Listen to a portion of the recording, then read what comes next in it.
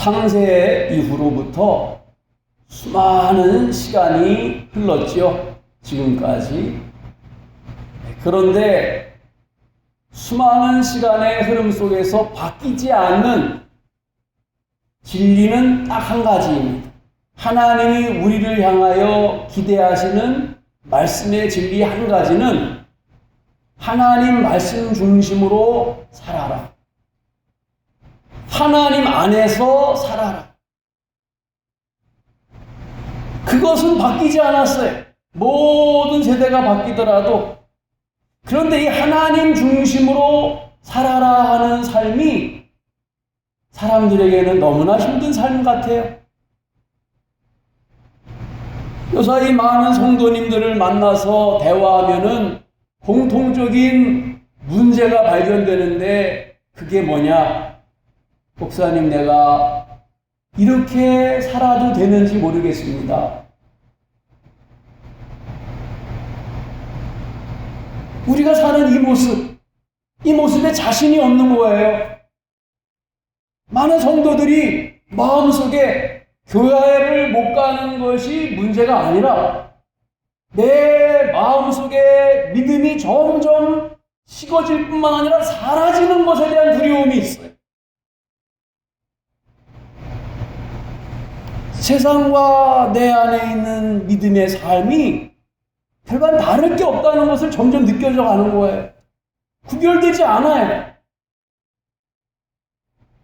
분명히 이 팬데믹도 하나님의 뜻과 주관 가운데에서 운영되는 섭리인 줄 우리는 믿습니다.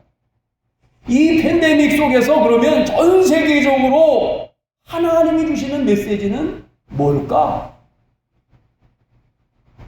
이 어마어마한 큰 재앙이 하나님의 허락 없이 벌어질 수가 없는 것이잖아요. 그러면은 이 팬데믹이라는 재앙은 분명히 우리에게 하나님이 주시는 메시지가 있어요. 그것을 읽어야지만 이 재앙은 끝날 거예요. 이 팬데믹 속에서 우리의 신앙의 방향성을 발견하고 어떻게 사는 것이 믿음의 삶인지 모르겠습니다라는 그 주제에 대해서, 문제에 대해서 해답을 얻기를 축복합니다. 성경 말씀을 보면은 하나님께서 동행하시는 삶이 출애굽의 여정 가운데 기록되어 있는데 그 출애굽의 40년의 여정 가운데에 내가 너희들과 동행하지 않겠다. 내가 너희들과 함께하지 않겠다. 그렇게 말씀을 딱 2번 하셔. 그 2번의 모든 경우들은 하나님과 우리가 부닥치는 거예요. 그럼 하나님은 동행하지 않으셔요. 너희끼리 가든지 하나님 그 자리에 멈추셔요. 언제까지? 회복될 때까지. 하나님 마음에 합당하게 동행할 수 있는 상태가 될 때까지 하나님은 동행을 거절하셔요.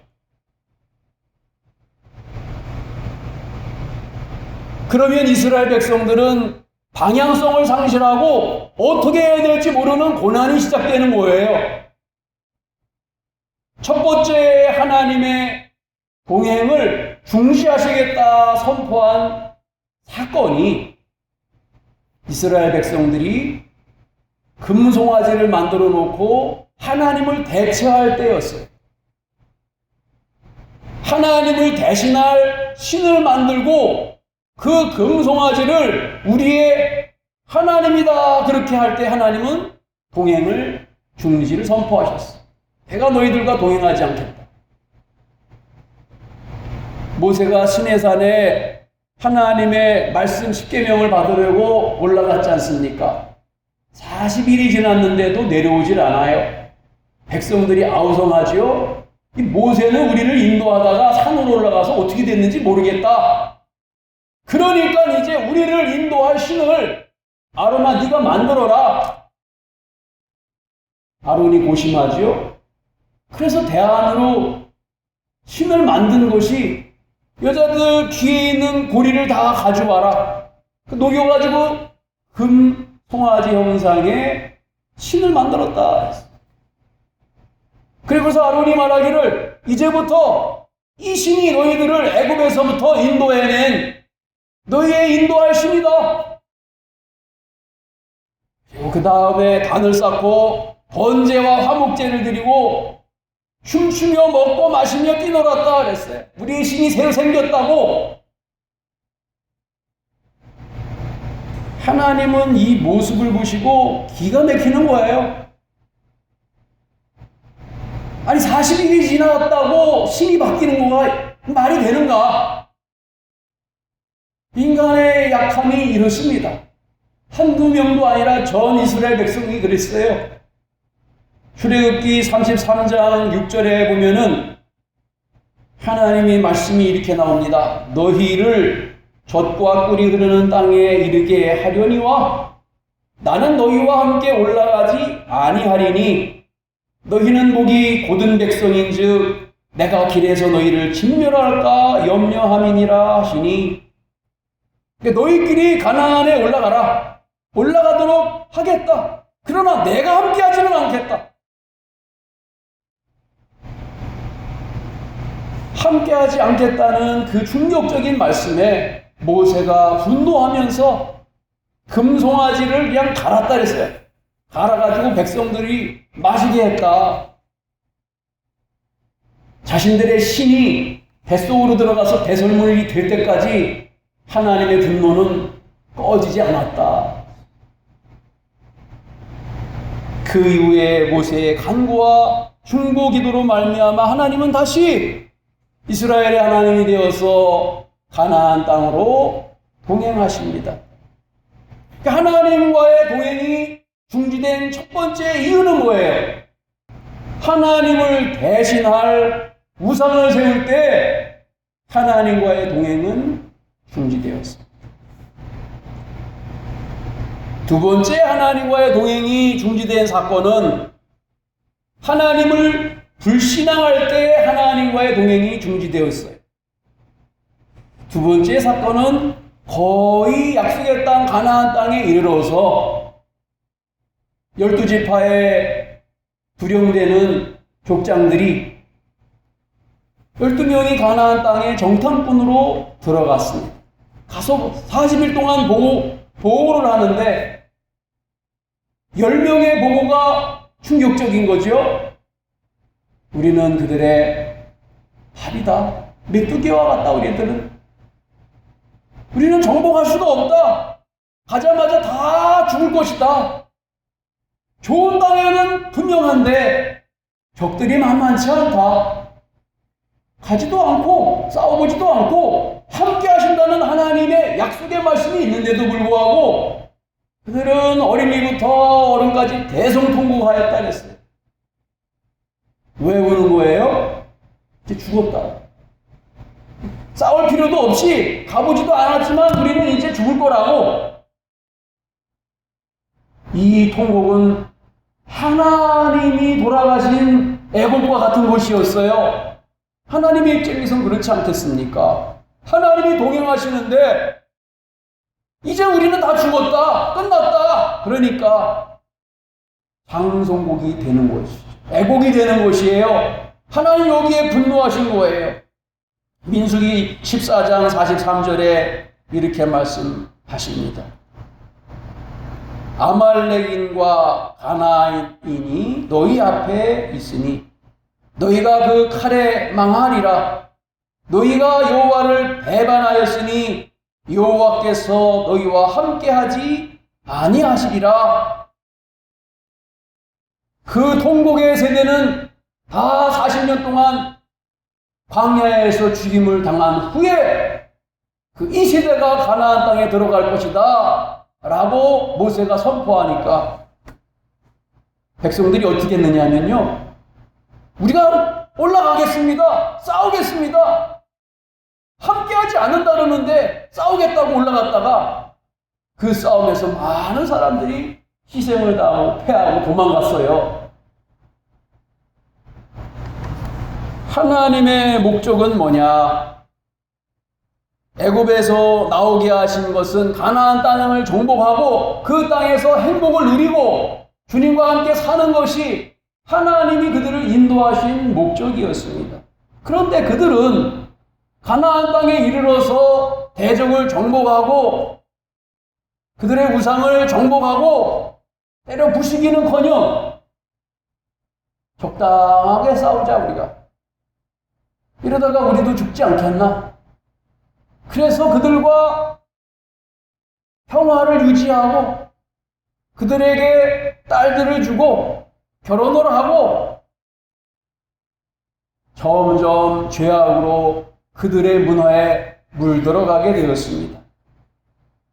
하나님의 삶의 방식보다 적당하게 타협하는 삶의 방식을 선택하였어요. 그들의 삶을 배우고 그들의 우상을 자기네 것으로 만들었습니다. 하나님은 하나님과의 영적인 뜻이 맞지 아니하시면 하나님은 동행하지 않습니다. 그 사람과 함께 갈 수가 없는 거예요. 방향이 다른데 어떻게 하나님이 함께 갈 수가 있겠어요? 그래서 동행을 중지하시고 그 뜻이 바뀌길 때까지 기다리시는 거예요, 하나님. 그렇게 되면 우리에게는 고난과 환난의 연속이 시작되는 거예요. 하나님이 함께 하시지 않으시니까 땅에서 누려야 할 행복은 사라지고 대적들이 공격하는 것이 되는 것입니다. 오늘 성경 말씀은 사사기 시대에 가나안 땅에 정착하면서 사사기 시대가 됩니다. 300년가량이 되는데 이 시대 가운데 하나님 회복이 있지 않습니다. 기드온 때는 하나님을 떠나서 자신들의 마음대로 바알과 아세라를 섬기던 시대예요. 그러니까 아주 멀리 있는 가나안 땅도 아닌 저 멀리 아라비아에 있는 미디안 족속들이 낙타를 타고 말을 타고 그 약속의 땅인 가나안 땅에까지 와가지고 노력해가는 거예요. 봄이 되면 꼭 찾아옵니다. 어느 때에 오느냐? 맥추절 때 와요. 맥추절. 맥추절은 뭐예요? 이스라엘의 첫 번째 추수 감사절인데 이때는 밀이 나요. 밀이 나니까 밀이 나니까 이때에 공격을 해가지고 다 뺏어가고 이때 또 이스라엘로 말하자면 봄이에요. 가을 위에서 씨를 심을 때 그 씨마저도 다 뺏어가요. 여러분 추수한 것도 뺏어가고 가을 심을 씨앗도 뺏어가면은 굶겨 죽이겠다는 얘기, 아주 몰살시키겠다. 여기에 나오는 기드온이 그들을 피해가지고서 몰래 타작을 하고 있었다 그랬어. 사람들은 산속에 웅덩이를 파고 불을 파고 거기에 숨어 있고요. 자신의 삶의 방법으로 삶의 방식을 찾아서 살아가야지만 됐던 그런 때입니다. 그러니까 우리가 하나님과 동행하지 않고 내가 사는 방식과 하나님과 동행하여 사는 방식의 차이점이 뭔지를 알아야 돼요. 두 삶 가운데 동일이 어려움 만납니다. 고난이 있습니다. 그런데 내가 삶의 방식을 찾아서 개척하면서 가는 삶은 도움 받을 길이 없어요. 하나님 원하는 방식이 아니잖아요. 도와달라고 하나님께 기도할 수가 없어요. 동행의 길이 아니에요. 하나님이 동행하시면서 만나는 어려움과 환난은 피할 길이 있어요. 주님이 피할 길을 주시고 간구할 때 승리의 길을 예비하시는 것이 차이점의 동행이에요.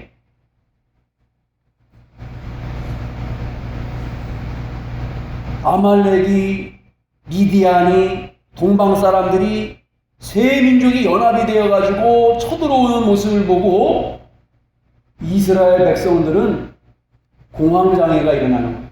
도대체 어떻게 해야지 되는 건가? 하나님을 떠난 백성들은 삶의 방향이 상실되어서 도대체 어디로 가야 할지를 알지 못하는 거예요. 계속해서 어려움이 오는 거예요. 자기가 이길 수 있는 환난이 아니에요. 왜 그래요? 하나님과의 동행이 끊어졌기 때문에. 어디로 가야 될지 방향을 상실했어요. 그전에는 하나님이 인도하는 대로 갔으면 됐는데 자기가 그것을 버리고 갔기 때문에 자기가 개척해 나가야 돼요. 근데 그 길을 알 수가 없는 거예요. 왜? 가면 갈수록 더 어려운 환난을 만나니까 자기의 능력으로 해결할 수 있는 길이 아니라는 것을 깨닫게 되면서부터 그런 자포자기하는 것입니다. 마치 여러분 게임 가운데 코를 잡고서 코끼리 코처럼 느리고선 10바퀴 뱅글뱅글 돈 다음에 목적지를 향해 가라. 그럼 어떻게 하면 여기 꽝 저기 꽝 자빠지고 넘어지고. 하나님과의 동행을 잃어버린 사람의 삶의 모습이 방향성을 상실한 그 사람의 모습과 같은 거예요. 그러니까 내가 이렇게 살아도 되는가 질문하는 거예요. 먹고 사는 문제가 아니라는 거예요. 하루하루 삶을 살긴 사는데 그 삶에 의미가 없는 거예요. 행복이 없는 거예요. 이러한 삶의 원인을 예레미야 선지자는 예레미야 6장 16절부터 이렇게 말합니다. 여호와께서 이와 같이 말씀하시되 너희는 길에 서서 보며 옛적 길 곧 선한 길이 어디인지 알아보고 그리로 가라. 너희 심령이 평강을 얻으리라 하나 그들의 대답이 우리는 그리로 가지 않겠노라 하였으며 내가 또 너희 위에 파수꾼을 세웠으니 나팔 소리를 들으라 하나 그들의 대답이 우리는 듣지 않겠노라 하였도다. 그러므로 너희 나라들아 들으라. 무리들아 그들이 당할 일을 알라. 땅이여 들으라. 내가 이 백성에게 재앙을 내리리니 이것이 그들의 생각의 결과라. 그들이 내 말을 듣지 아니하며 내 율법을 거절하였음이니라. 명확하게 이 시대의 재앙과 어지러움이 어디서부터 왔는지를 우리에게 말해주시는 예레미야의 응답이에요. 주님이 부드러운 음성으로 옛날에 살아왔던 역사를 바라봐라. 신앙인들의 발자취를 족적을 따라가봐라. 선한 길이 어떻게 사는 길인지를 알고 나와 함께 평강의 길을 걷고 누려라. 그렇게 주님이 말씀하시는데 그들이 뭐라고 대답했어요? 우리는 그리로 가지 않겠습니다. 우리는 당신의 음성 듣지 않겠습니다. 우리는 내 마음대로 살겠습니다. 그것이 내 방식입니다. 내 마음입니다. 내 인생입니다. 하나님 터치하지 마십시오.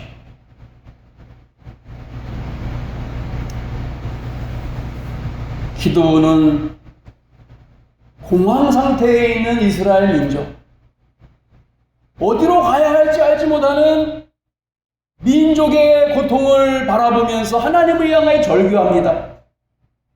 하나님, 우리가 이렇게 이방 민족에게 핍박받고 유린당하고 탈취당하려고 이 약속의 땅으로 온 것입니까? 우리 조상들이 고통하면서 힘들게 왔던 이 가나안 땅, 이 고생하려고 온 것입니까? 하나님께 묻는 거예요. 왜 하나님 이 백성이 이렇게 살도록 방치하여 두십니까? 하나님 뭐 하십니까? 따지는 거예요. 이 고통당하는 우리의 모습이 보이지 않습니까? 아마 우리들 가운데도 그럴 거예요. 하나님, 교회가 이렇게 구실을 못하고 사회의 지탄을 받고 예배도 못 드리는 이 상황, 이것을 보고 계십니까? 같은 맥락이에요. 같은 맥락. 근데 하나님께서 이스라엘의 단면의 모습, 이 원인이 되는 단면의 모습을 기드온의 가정을 통하여 보내주십니다. 기드온에게 뭐라 그러시느냐? 기드온아, 네 아버지 집에 바알 우상, 그 옆에 아세라 부인 우상이 있어. 그거를 찍어버리고 때려 부셔. 그리고서 네 집에 있는 실련된 숫송아지가 있는데 네 집에 뒤에 높은 산 위에 가서 단을 쌓고 그 나무로 만든 아세라상 찍은 것을 거기다가 불쏘시개로 삼아가지고 그 송아지 손을 잡아가지고 하나님께 번제를 드려라. 그랬어. 하나님 나라를, 하나님을 믿는 이스라엘 백성이잖아요. 그래서 낮에도 못하고 밤에 그랬어요. 밤에 기드온이 몰래 아세라하고 바알 신상을 도끼로 때려 부셔가지고 뒤에 산에 올라가가지고 제단을 쌓고 하나님께 번제를 드렸어요. 그 다음날 난리가 나는 거예요.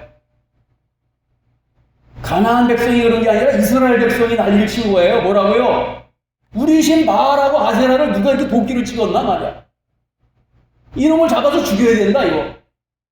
우리의 신을 이렇게 만들었으니 이게 하나님을 믿는 사람들의 반응이었다는 거예요.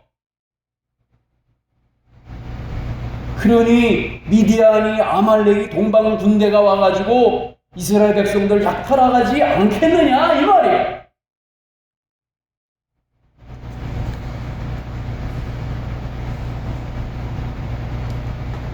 이 시대의 위기는 정의가 불의로 읽히는 시대입니다. 불의한 일을 행한 다음에 내가 뭘 잘못했냐? 다 그렇게 살지 않냐? 그렇게 말해.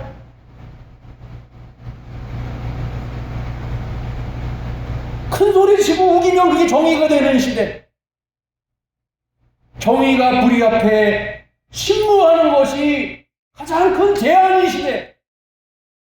그게 분명히 맞아요. 하나님의 말씀 가르쳐주신 말씀을 말을 못해. 듣지를 않아.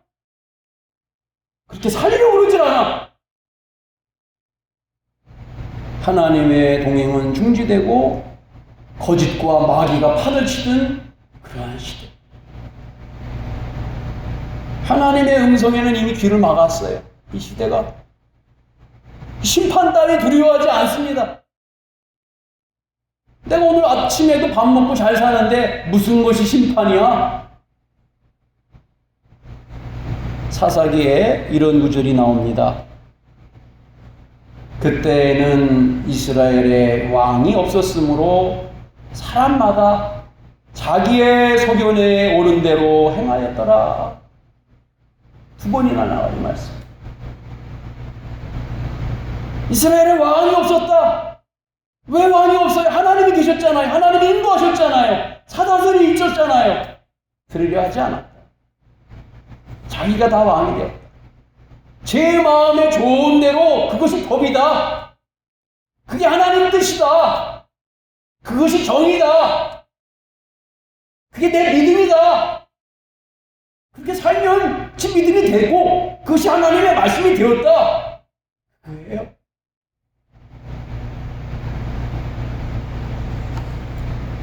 이 시대에 문제가 있다고 모두가 인식합니다. 이 시대에 뭔가가 잘못됐어. 사람들이 뭔가 이상해. 그런데 어디부터 바로 잡아야 할지는 모르는 거예요. 어디로 향하여 가야 할지 방향성을 알지 못하는 거예요. 각자 제 소견에 좋은 대로 가고 있기 때문에 그렇습니다. 이런 상황 가운데 하나님이 기드온을 찾아오신 거예요. 기드온은 뭐하고 있었습니까? 미디안을 피해서 밀을 타작하는 마당에 서서 밀을 타작하고 있었어요. 하나님의 사자가, 천사가 와서 그에게 말합니다. 공동번역 성경에는 이렇게 표현되어 있어요.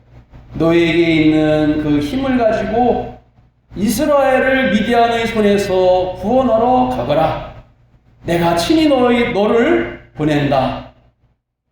기드온에게는 하나님께로 돌아가는 회복의 힘이 있었어요. 그게 뭐였어요? 바알을, 아세라를 도끼로 때려져 부시는 그 힘이 있었어요. 그 믿음이 있었어요. 회복하고자 하는 결단이 있었어요.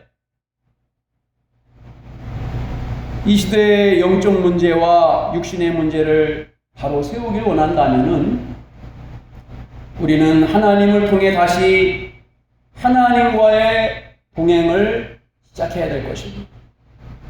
그러면 하나님 우리와 함께 다시 시작하실 거예요. 하나님은 우리가 하나님의 신앙을 회복하고 불신앙을 찍어내기를 원하십니다. 그리고 우리가 이 시대의 기도원으로 보냄받기를 원하셔요. 작은 자이지만 하나님이 함께 하실 때에 가정과 직장과 또 내가 만나는 사회에서 삶 속에서 하나님의 승리를 맛보게 될 줄로 믿습니다. 강하십시오. 세상에 눌려서 주눅들지 마세요. 너무 그리스도인들이 주눅들며 살아가고 있어요. 사사기 6장 16절 마지막 절 말씀에 여호와께서 그에게 이르시되 내가 반드시 너와 함께 하리니 네가 미디안 사람 치기를 한 사람 치듯 하리라. 아멘. 기도원과 함께 하신 하나님께서 우리와 함께 하시기를 축복합니다. 기도하겠습니다. 능력의 하나님, 불의와 정의가 이긴 적이 없는데 하나님의 말씀을 기억하며 동행하시는 하나님, 능력 주시는 하나님, 함께 하시는 하나님을 의지하여 끝까지 믿음의 정의의 길, 신앙의 옳은 길을 걸어가게 해 주시옵소서.